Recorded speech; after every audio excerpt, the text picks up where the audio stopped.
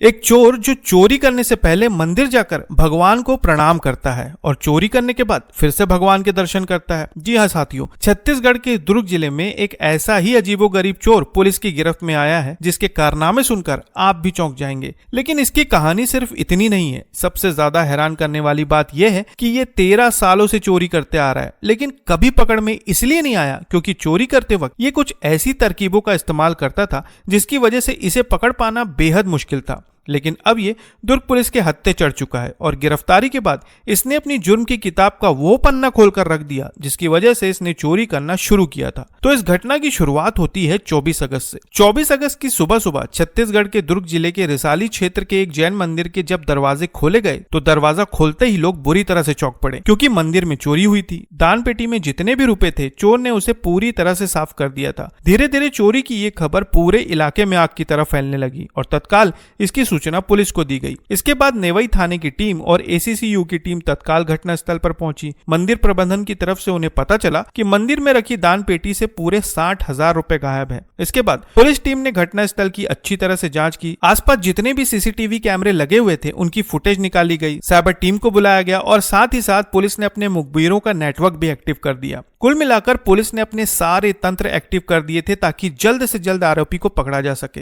अब पुलिस की एक टीम लगातार सीसीटीवी फुटेज की जांच कर रही थी। करीब 400 सीसीटीवी फुटेज खंगालने के बाद सीसीटीवी में दिख रहे एक शख्स पर पुलिस की निगाह टिक गई। पुलिस ने अब उस शख्स का पीछा सीसीटीवी फुटेज के माध्यम से ही करना शुरू कर दिया। फुटेज को खंगालने के बाद उन्होंने देखा कि घटना के वक्त वो किस रास्ते से कहां गया। जिस जिस कैमरे की फुटेज में वो दिख रहा था पुलिस ने उसे ट्रैक करना शुरू किया। दुकान और ऑफिस के जितने भी सीसीटीवी फुटेज थे उन सभी फुटेज में उस व्यक्ति का पीछा किया जाने लगा। जिस किसी भी सीसीटीवी कैमरे में उसकी फुटेज नजर आती पुलिस उस जगह को मार्क कर लेती और इस तरह से धीरे धीरे हर कैमरे की फुटेज को खंगालने के बाद पुलिस उस शख्स के घर तक पहुंच गई। उन्हें इन कैमरों की मदद से पता चल गया कि आखिर वो कहां रहता है। इसके बाद पुलिस ने तत्काल घेराबंदी करके उसे दबोच लिया। हालांकि हिरासत में लेने के बाद उससे पूछताछ की गई और पूछताछ में उसने अपना जुर्म कबूल कर लिया। लेकिन इस कबूलनामे के साथ साथ उसने अपनी जुर्म की एक ऐसी दास्तां सुनाई जिसे सुनकर किसी के भी होश उड़ जाएंगे। खबरों के मुताबिक आरोपी का नाम है यशवंत उपाध्याय जो दुर्ग जिले का ही रहने वाला है। उसने बताया कि सालों पहले उसे अचानक पता चला कि किसी संक्रमित नीडल की वजह से उसे HIV संक्रमण हो गया है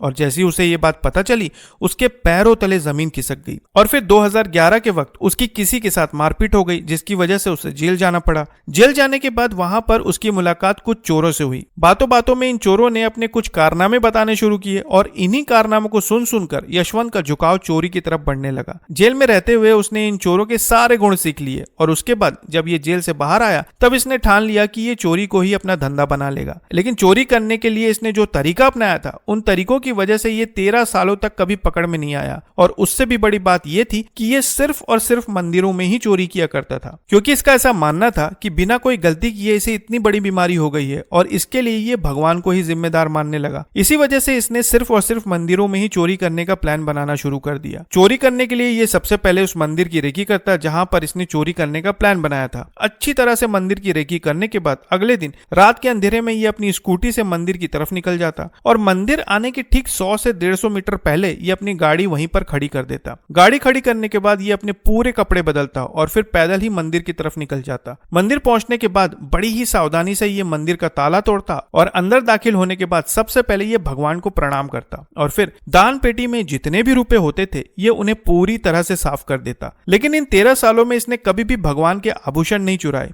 क्योंकि अगर ये ऐसा करता तो शायद पहले ही पकड़ा जाता। इसलिए ये सिर्फ और सिर्फ दान पेटी में रखे पैसों पर ही हाथ मारता था। चोरी करने के बाद ये फिर से भगवान को प्रणाम करता और वहां से चुपचाप निकल जाता। मंदिर से निकलने के बाद ये अपनी गाड़ी तक पहुंचता और वापस फिर से अपने कपड़े बदल लेता। कपड़े बदलने के बाद ये अपनी स्कूटी पर सवार होकर वहां से 9-2-11 हो जाता। लेकिन घटना के बाद जब सीसीटीवी कैमरों की जांच होती तो बार बार कपड़े बदलने की वजह से इसे कोई पहचान नहीं पाता था। इसके अलावा ये अपने घर पहुंचने के लिए ऐसे रास्तों का इस्तेमाल करता था जहां पर ज्यादा सीसीटीवी कैमरे नहीं होते थे और इस वजह से 13 सालों तक ये कभी पकड़ में नहीं आया। फिलहाल इस पर संबंधित धाराओं के तहत मुकदमा दर्ज करके इसे न्यायिक हिरासत में भेज दिया गया है। तो साथियों ये था वो चोर जिसके कारनामों ने सभी को चौंका कर रख दिया। तो फिर मिलते साथियों बिल्कुल एक नई खबर के साथ। तब तक के लिए आपका बहुत बहुत धन्यवाद।